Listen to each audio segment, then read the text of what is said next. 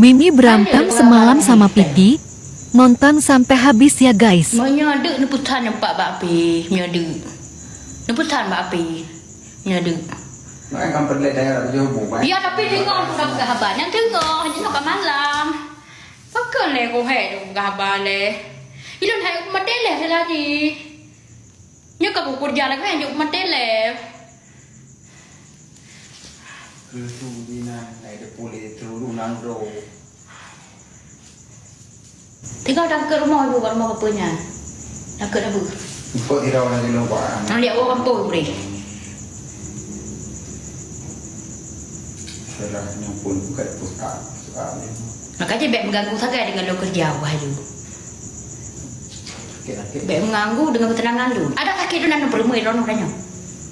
Si jawab leh, nak perempuan. Tu anak perempuan ni kau tinggal di mana dari awal. Nak tinggal baik nak mengganggu. Mungkin tu dah anak perempuan.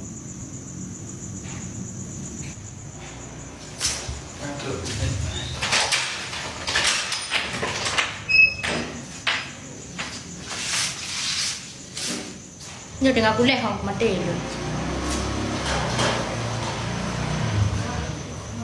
Ya, jaga alin dia no, bekai. Bukan apa tu. Lah dah prepare.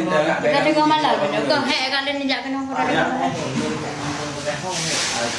Kenapa kali ni duduk di no ada yang rumah kat tok mah.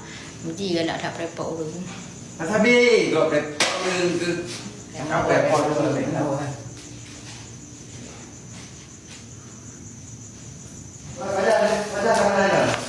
Kena minyak tengok. Dia Jauh kampung tu. Dia nak malam ni orang kampung tu. Hana pun ni.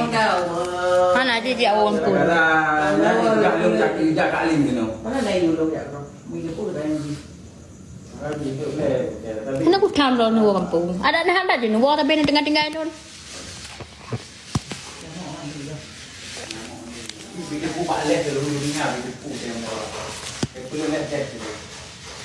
Dia dengar aku kerja. Kerja macam tu. Dok ini jauh pen kalau malam apa aku lu pen.